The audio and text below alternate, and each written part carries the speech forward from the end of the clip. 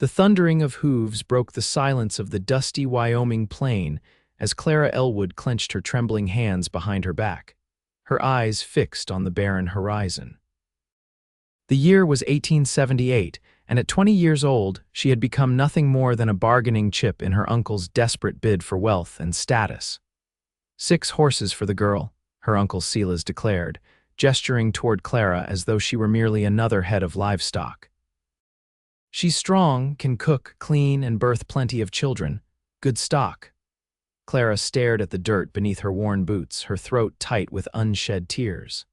After her parents had died in a cholera outbreak the previous winter, she'd been forced to move in with her uncle and his family.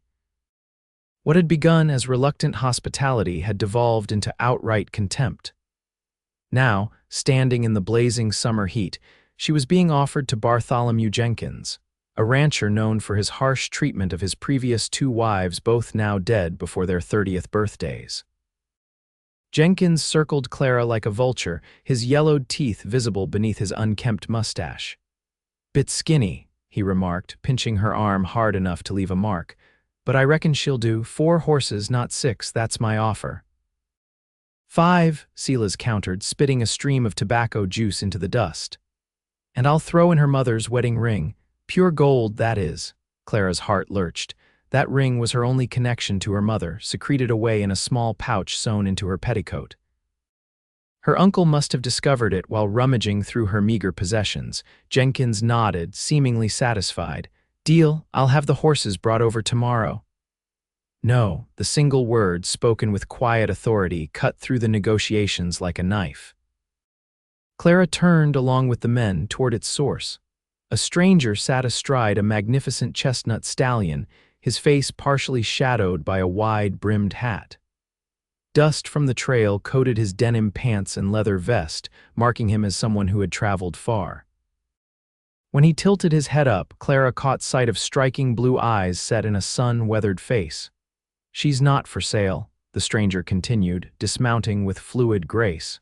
"Not for 5 horses, not for 50, Silas puffed up like an angry toad. "This ain't your business, mister. This here's a family matter." The stranger stepped forward, his spurs jingling softly with each deliberate step. "My name is Flynn Dawson, and I'm making it my business." His gaze swept over to Clara, softening slightly before returning to Silas with steely resolve. "No woman should be traded like cattle." Jenkins moved his hand toward the revolver at his hip. "You best ride on, stranger." Flynn didn't flinch. "The lady," he said, nodding toward Clara, "is priceless. I'll not stand by while you barter her away like a sack of grain." Clara's breath caught in her throat. No one had ever spoken up for her like this, certainly not since her father had passed. "Who the hell do you think you are?" Silas snarled, his face reddening beneath his unkempt beard. "Just a man who knows right from wrong," Flynn replied evenly. "And this is wrong." Clara felt something shift inside her chest, a flicker of hope she'd thought long extinguished. The stranger Flynn stood solid as a mountain, his shoulders squared and his eyes never leaving her uncle's face. "She's my kin," Silas insisted, jabbing a dirty finger toward Clara. "I took her in when no one else would, fed her, clothed her. She owes me." "She owes you nothing," Flynn countered. "And if you were any kind of kin, you'd know that family isn't something to be sold off when times get hard." Jenkins, clearly irritated by the interruption to his transaction, stepped forward. "This ain't your place to interfere, cowboy. Deal's been struck." Flynn's hand casually rested on his holstered Colt. "I'm afraid I must disagree, mister." "Jenkins, Bartholomew Jenkins." "Well, Mr. Jenkins, I'm afraid I cannot in good conscience allow this transaction to proceed." Flynn turned his attention to Clara. "Miss, do you wish to be part of this arrangement?" For the first time since the negotiation began, someone had asked for her opinion. Clara swallowed hard, gathering her courage. "No," she said, her voice barely above a whisper at first, then stronger. "No, I do not." "There you have it, gentlemen," Flynn said. "The lady has spoken." Silas lunged forward, grabbing Clara's arm roughly. "She don't get to decide." "I'm her guardian, and I say she's going with Jenkins." In a flash, Flynn stepped between them, breaking Silas's grip with a firm twist. "Touch her again," he said in a low voice that carried the unmistakable promise of violence, and we'll have a problem I don't think you want." The tension in the air was thick enough to cut. Clara found herself holding her breath, trapped in the moment between what had been and what might be. 5 horses is a fair price, Jenkins insisted, clearly unwilling to let go of what he considered a bargain. Flynn shook his head. "You misunderstand me. She's not for sale at any price. She's priceless." That word again, priceless. Clara felt tears spring to her eyes. In a world that had valued her so little, this stranger saw worth in her that even she had forgotten existed. "This is robbery," Silas spat. "She's my burden to unload as I see fit," Flynn's expression hardened. "Then consider your burden lifted." He turned to Clara. "Miss, if you wish to leave with me, you may. I give you my word as a gentleman that you'll be treated with respect and delivered safely to wherever you choose to go." Clara hesitated only for a moment, looking between the red-faced fury of her uncle, the greedy eyes of Jenkins, and the steady, calm presence of Flynn Dawson. "Yes," she said, stepping toward Flynn. "I'll go with you." Silas made to grab her again, but Flynn's hand on his Colt stopped him cold. "I wouldn't," Flynn advised quietly. "You'll regret this," Silas growled. "Both of you." Flynn helped Clara onto his horse with gentle hands, then swung up behind her. "I doubt that very much," he replied. With a slight nod to the fuming men, he turned his horse and set off at a trot, Clara perched securely before him. They rode in silence until Silas and Jenkins were nothing but specks in the distance. Only then did Clara allow herself to exhale fully. "Thank you," she said, her voice catching slightly. "I don't know what would have happened if you hadn't come along." Flynn's voice came from just behind her ear, warm and reassuring. "No need to think on that now, Miss Ellwood. You're safe." "How do you know my name?" she asked, startled. "I heard your uncle call you Clara earlier, and the Ellwood name is on the deed to your parents' homestead. I've been staying at the Silver Dollar Saloon in town for a few days. Word gets around." Clara twisted slightly to look at him. "You know about my parents." Flynn's expression was sympathetic. "I know they passed last winter, that you've been staying with your uncle since, and that he's been looking to be rid of you almost from the start." A flush of shame heated Clara's cheeks. "I've been a burden." "No," Flynn said firmly. "You've been a survivor." "There's a difference." They rode on as the afternoon sun began its descent toward the western mountains. Clara found herself growing curious about her rescuer. "Where are we going?" she finally asked. "For now, to my camp about 5 miles east of here. I've got provisions and a place where you can rest safely. Tomorrow we can discuss your options." "My options," Clara repeated, as though the very concept was foreign to her. Flynn nodded, though she couldn't see it. "Yes, miss, your life is your own." "I meant what I said back there. You're priceless, too valuable to be bartered away by a man who doesn't recognize your worth." Clara felt tears threatening again and blinked them back furiously. She'd cried enough in the past year to last a lifetime. "Why did you help me?" she asked. "You don't know me." There was a pause before Flynn answered. "My younger sister was traded off to settle my father's gambling debts when I was away driving cattle to Kansas. By the time I returned, she was gone, married to a man 3 times her age who took her to California. I never saw her again." His voice had grown tight. "I swore I'd never stand by and let that happen to another woman if I could prevent it." The simple, raw honesty in his words touched something in Clara's heart. "I'm sorry about your sister." "Thank you." After a moment, Flynn added, "It was a long time ago. But some promises you don't break, no matter how much time passes." As they crested a small hill, a modest campsite came into view, nestled in a grove of cottonwood trees beside a small creek. Flynn had chosen his spot well sheltered with fresh water and positioned so that anyone approaching would be visible from a distance. He helped her dismount, his hands strong but gentle on her waist. Clara wobbled slightly, her legs stiff from the ride. "When did you last eat?" Flynn asked, noticing her unsteadiness. Clara had to think about it. "Yesterday evening, a bit of bread." Flynn's expression darkened, but he simply nodded. "I'll get a fire going. I've got coffee beans and some salt pork we can fry up." While Flynn busied himself with the fire, Clara took stock of her situation. She had fled with nothing but the clothes on her back and her mother's ring, secreted in its hiding place. No possessions, no money, no plan. Yet somehow, standing in this peaceful grove as the sun painted the western sky in shades of gold and crimson, she felt freer than she had in months. The aroma of coffee soon filled the air, followed by the savory scent of pork sizzling in a small cast iron skillet. Flynn worked efficiently, his movements speaking of years spent fending for himself in the wilderness. "It's not fancy," he said, handing her a tin plate heaped with beans and pork, "but it'll fill your belly." Clara accepted it gratefully. "It smells wonderful, thank you," she hesitated. "For everything," Flynn nodded, settling across from her with his own plate. "You're welcome, Miss Ellwood." "Clara," she corrected softly. "Please call me Clara." "Clara," he repeated, and she liked the way her name sounded in his deep voice. "Then you must call me Flynn." They ate in companionable silence as dusk settled around them. The simple meal was the most delicious thing Clara had tasted in months, though whether that was due to hunger or the circumstances of her newfound freedom, she couldn't say.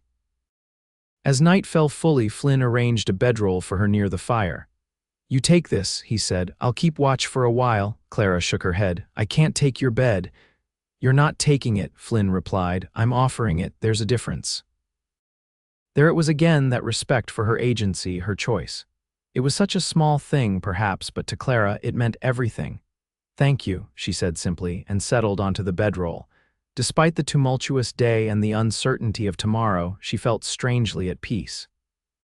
With the crackling fire, the soft night sounds of the Wyoming wilderness, and Flynn's steady presence nearby, Clara fell into the first truly restful sleep she'd had since her parents died. Dawn broke with a chorus of birdsong and the gentle rustling of leaves. Clara opened her eyes to find Flynn already awake, tending to his horse. He turned as she sat up, offering a small smile that transformed his rugged features. "Morning," he said. "Coffee's hot if you want some." Clara rubbed sleep from her eyes and nodded gratefully. "Yes, please." As they shared a breakfast of hardtack softened in coffee, Flynn broached the subject of her future. "Have you thought about what you'd like to do now?" Clara stared into her tin cup. "I don't have many options. My parents' homestead legally passed to my uncle after they died. I have no money, no family elsewhere." Flynn nodded thoughtfully. "There's a women's aid society in Cheyenne. They help women find respectable work, lodging. I could take you there." It was a sensible suggestion, the logical choice, yet Clara found herself reluctant to agree. "What about you?" she asked instead. "Where are you headed?" Flynn looked slightly surprised by her question. "I've taken work with the Double R Ranch about 30 miles north of here. They need experienced hands for the summer drive to Montana." Clara nodded, turning this information over in her mind. "Is there work for a woman at such a place? I can cook, sew, mend. I'm not afraid of hard work." Flynn studied her face carefully. "Ranch life isn't easy, Clara, especially for a woman alone." "I wouldn't be alone," she said softly. "You'd be there."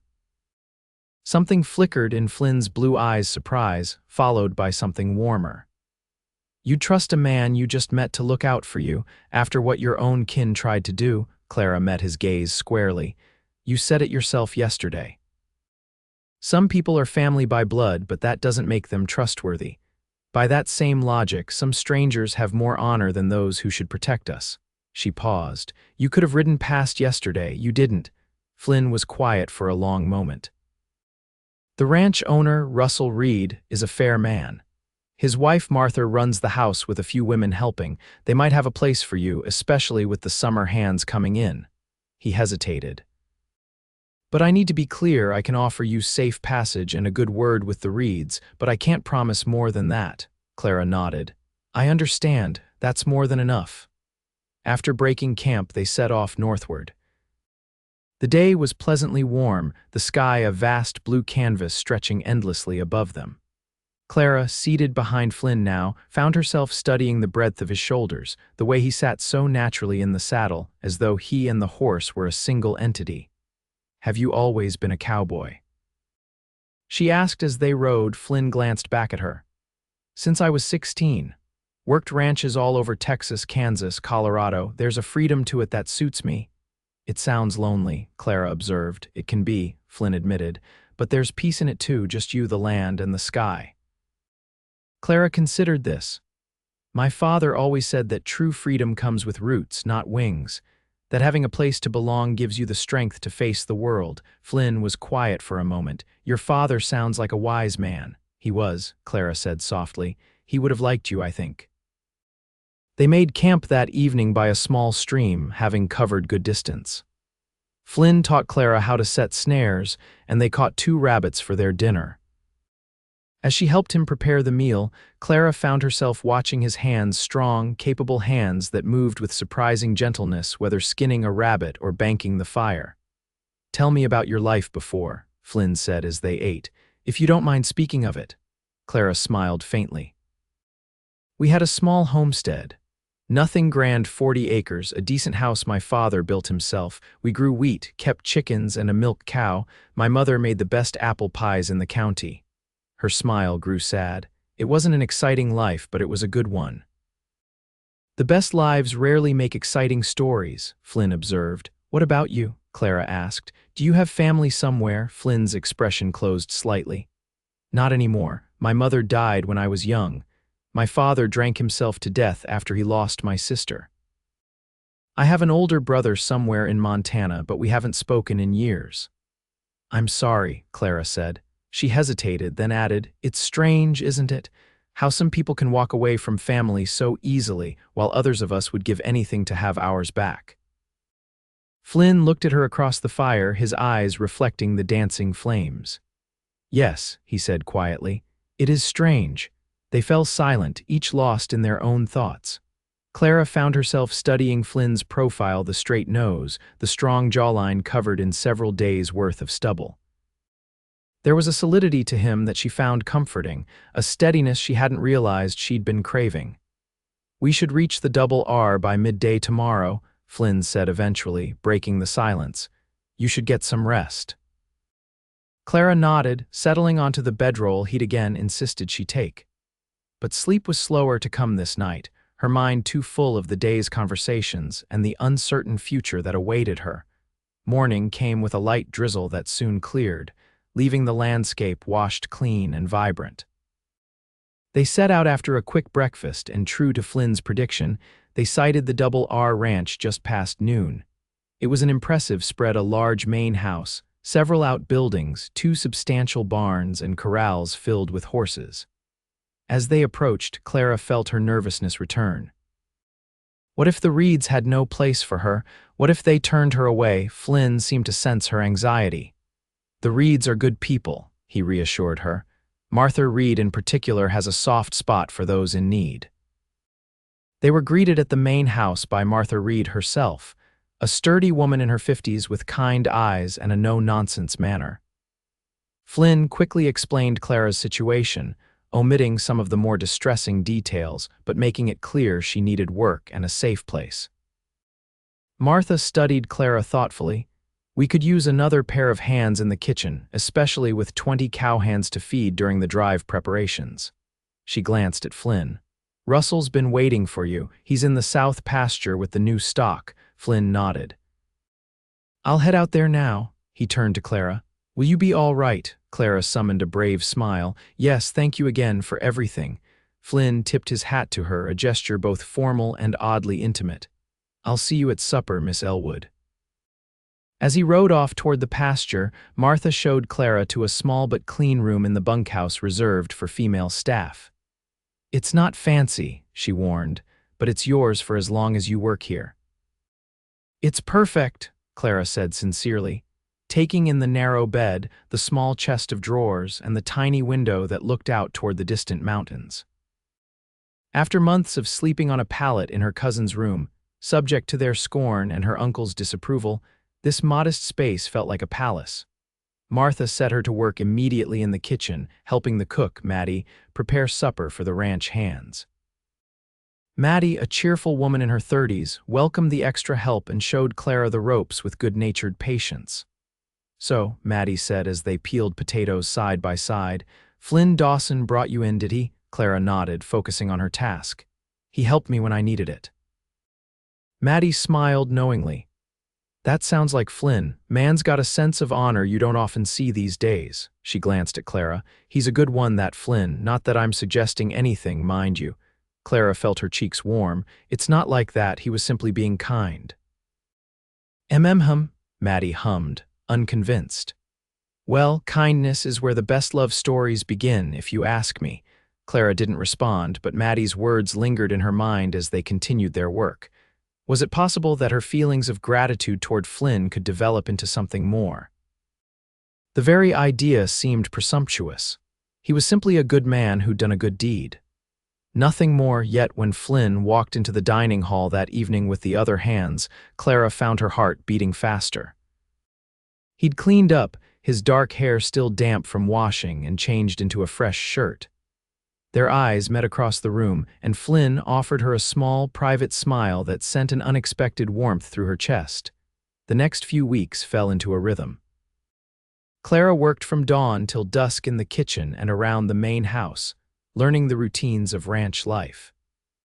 She rarely saw Flynn during the days, as he was out working with the cattle and horses, but evenings often found them sharing brief conversations after supper or sometimes walking together under the stars when chores were done.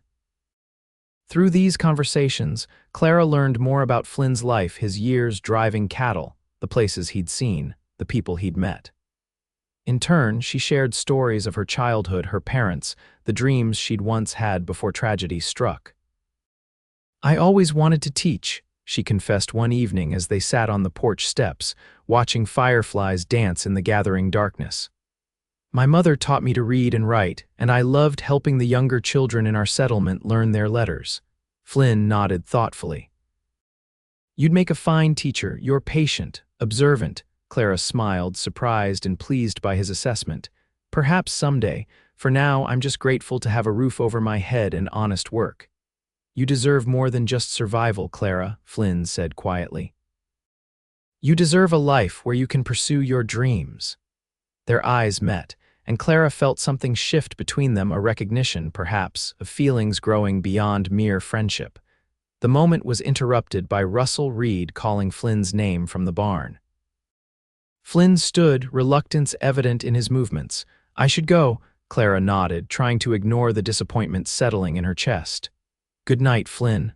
Good night, Clara. As the days passed, Clara found herself looking forward to these evening encounters more and more. Flynn's presence brought a sense of peace she hadn't felt since before her parents died. Around him, she could simply be herself, not a burden, not a commodity to be traded, just Clara. Martha Reed noticed, of course. Little escaped her sharp eyes. He looks at you differently, she remarked one afternoon as she and Clara hung laundry. Clara pretended not to understand. Who does? Martha fixed her with a knowing look. Flynn Dawson, girl, that man watches you like you're water in the desert. Heat rose to Clara's cheeks. You're imagining things. Child, I've been married 30 years. I know the look of a man falling in love. Martha pinned a shirt to the line with decisive movements, and I know the look of a woman falling right back.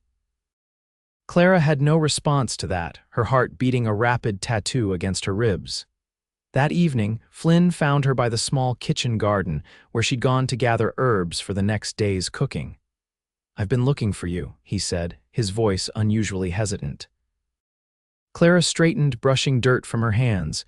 Is something wrong? Flynn shook his head. No, but I need to tell you something. He took a deep breath. I'm riding out with the cattle drive day after tomorrow. Clara's heart sank. The cattle drive would take weeks, possibly months. Oh, she managed. Of course that's what you were hired for. Flynn stepped closer. Clara, he paused, seeming to struggle with his words. These past weeks, getting to know you, they've meant a great deal to me. Clara's breath caught in her throat. They've meant a great deal to me too. Flynn reached out, tentatively taking her hand. His palm was rough with calluses, warm against her skin. I've never met anyone like you, he said softly. Your strength, your kindness, despite everything you've been through. Clara looked up at him into those blue eyes that had captivated her from the first. Flynn. I don't have much to offer, he continued quickly. I'm just a cowhand. I don't own land or a house, but I promise you this if you'd wait for me to return. I'd work every day to be worthy of you. Clara felt tears spring to her eyes. Are you asking to court me, Flynn Dawson? A smile spread across his face, transforming his features. I reckon I am, Miss Ellwood, rather clumsily at that, Clara laughed softly. Then I accept, clumsiness and all. Flynn's smile grew wider, and then, with exquisite gentleness, he leaned down and pressed his lips to hers. The kiss was soft, questioning, and Clara found herself responding with a surety that surprised her. This felt right, as though her heart had recognized something in Flynn that her mind was only now understanding. When they parted, Flynn rested his forehead against hers. I'll come back to you, he promised. As soon as the drive is over, Clara nodded. I'll be here. The day of Flynn's departure dawned clear and bright. Clara rose early to help prepare breakfast for the men, ensuring Flynn's plate was especially full. As the cowhands gathered their gear and prepared to move out, Flynn sought her out for a final goodbye. It's not too late to change your mind, he said, only half joking. About waiting for a wandering cowboy. Clara shook her head, smiling through the sadness of their impending separation. My mind's made up, Flynn Dawson. You'd best come back to me. Flynn took her hand and pressed a kiss to her palm. Wild horses couldn't keep me away. As the cattle drive moved out, a cloud of dust rising behind the herd, Clara stood watching until Flynn's figure was no more than a speck on the horizon. Only then did she return to her work, holding his promise close to her heart. The weeks without Flynn passed slowly. Clara threw herself into her duties, earning Martha's approval and forming friendships with the other women working at the Double R. On Sundays, when chores were lighter, she began teaching the ranch children their letters and numbers, finding joy in sharing her knowledge. One sunny afternoon in late August, nearly 2 months after Flynn's departure, Clara was hanging laundry when the sound of approaching horses caught her attention. Her heart leapt, thinking it might be the return of the cattle drive, but it was a single rider who came into view. Her blood ran cold when she recognized her Uncle Silas. Martha Reed emerged from the house, wiping her hands on her apron. "Can I help you?" she called as Silas dismounted. "I've come for my niece," Silas announced, his gaze finding Clara. "She ran away, and I've come to bring her home." Clara stepped forward, forcing herself to stand straight despite her trembling knees. "I didn't run away. You tried to sell me, Uncle Silas, for horses." Martha's expression hardened. "Is that true, mister?" Silas spat on the ground. "Family business ain't yours to judge, madam. The girl's underage and under my guardianship." "I'm 20 years old," Clara countered. "A grown woman, not a child."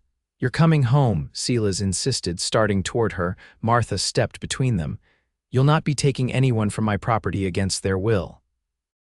Silas's face darkened with anger. "Stand aside, woman. This doesn't concern you." "It concerns me plenty when a man comes onto my land making threats," came Russell Reed's voice as he emerged from the barn, rifle in hand. "I suggest you get back on your horse and ride out, friend." Silas hesitated, clearly not having expected such opposition. "The law's on my side. She's family." "Family doesn't trade family for livestock," Clara said, finding courage in the Reed's support. "I have a home here now, work that I'm proud of. I'm not going back with you." Silas's expression turned calculating. "That cowboy put you up to this, didn't he? The one who interfered before." He looked around. "Where is he? Too cowardly to face me himself." "Flynn Dawson is a better man than you'll ever be," Clara responded, anger replacing her fear. "And he saw my worth when you saw only profit." Something dangerous flashed in Silas's eyes. "We'll see about that. Jenkins still wants you, girl. Offered 8 horses now." "The lady is not for sale," came a familiar voice. "Not for 8 horses, not for 80. Clara turned, her heart soaring as Flynn rode into the yard, dusty and trail-worn, but the most welcome sight she'd ever seen. "You're back early," she breathed as he dismounted and moved to stand beside her. "Got word in town that your uncle was asking questions about the Double R," Flynn explained, his eyes never leaving Silas. "Seems he's been tracking you for weeks." Silas sneered. "This doesn't concern you, cowboy." "I beg to differ," Flynn replied evenly. "When a man threatens the woman I love, it very much concerns me." Clara's breath caught at his words. Love. He'd said it so simply, so naturally, as though it were an established fact. Silas looked between them, his face twisting with disdain. "So that's how it is. You stole her away for yourself." No one stole me, Clara said firmly. I chose to leave, I choose to stay, I choose Flynn. Flynn's hand found hers, squeezing gently. You heard the lady, Ellwood. She's made her choice. I suggest you respect it and leave peacefully. For a tense moment, Silas seemed to consider his options, his gaze darting between Flynn, the Reeds, and Clara. Finally, with a muttered curse, he turned back to his horse. You're dead to me, girl, he spat as he mounted. Don't come crawling back when this cowboy leaves you high and dry. She won't need to, Flynn said, because I'm not going anywhere. They watched in silence as Silas rode away, the tension in the air gradually dissipating as he vanished from sight. Well, Martha said briskly, I believe this calls for a celebration. Flynn's back early, Clara's officially free of that awful man, and unless I'm mistaken, there's been a declaration of love that needs acknowledging. She gave them both a knowing smile before heading back toward the house. Left alone, Clara turned to Flynn. Did you mean it? She asked softly. What you said about loving me, Flynn's weather-beaten face softened as he looked down at her. I've never meant anything more in my life, Clara Ellwood. He brushed a strand of hair from her face. I started falling in love with you the moment you stood up to your uncle and chose your own path, even when you had nothing. Your courage, your kindness, your strength, how could I not love you? Clara's heart felt too full for her chest. I love you too, she whispered. I think I have from the moment you called me priceless. Flynn smiled, pulling her closer. You are priceless, Clara, and if you'll have me, I'd like to spend my life reminding you of that fact. Is that a proposal, Flynn Dawson? Clara asked, hardly daring to believe what she was hearing. Flynn's smile widened. I believe it is. He dropped to one knee right there in the dusty yard, still holding her hand. Clara Ellwood, would you do me the extraordinary honor of becoming my wife? Tears of joy sprang to Clara's eyes. Yes, she said without hesitation. Yes, I will. Flynn rose and pulled her into his arms, his kiss a promise of all the years to come. 6 months later, Clara stood in the small church in town, wearing a simple white dress that Martha Reed had helped her make. Outside, spring had come to Wyoming, painting the landscape in fresh greens and wildflower yellows. Inside, Flynn waited for her at the altar, more handsome than she'd ever seen him in his new suit. As she walked toward him, Clara thought about the journey that had brought her here, the loss, the fear, the moment when a stranger had ridden into her life and declared her priceless. How that single word had changed everything, had reminded her of her own worth when she'd been close to forgetting it. Flynn's eyes never left hers as she approached, his expression one of undisguised adoration and wonder. When she reached him, he took her hands in his. You're beautiful, he whispered. So are you, she replied, making him smile. The ceremony was simple and brief, but no less meaningful for it. When the preacher pronounced them husband and wife, Flynn kissed her with such tenderness that Clara felt it to her very soul. The celebration afterward at the Double R was joyous, with music and dancing lasting well into the night. As the evening drew to a close, Flynn led Clara away from the festivities toward the small cabin they would now call home, a wedding gift from the Reeds, who had come to think of them as family. Welcome home, Mrs. Dawson, Flynn said softly as they reached the porch. Clara looked up at the man who had saved her in more ways than one, not by taking her choices away, but by giving them back to her. Home, she repeated, the word filled with all the promise of their future together. I like the sound of that. Flynn's arms encircled her waist. I meant what I said that day, you know. You truly are priceless, Clara, she smiled, rising on tiptoe to press her lips to his. As are you, my love, as are you. Together, they stepped across the threshold into their new life, a life built on respect, courage, and the love that had bloomed in the most unexpected of circumstances. When a cowboy had ridden in and recognized the true worth of a woman others had tried to value in horses. In each other, they had found something truly priceless. A love strong enough to weather whatever the wild Wyoming frontier might bring their way, and a partnership founded on the belief that every person's worth transcends any price that could be named.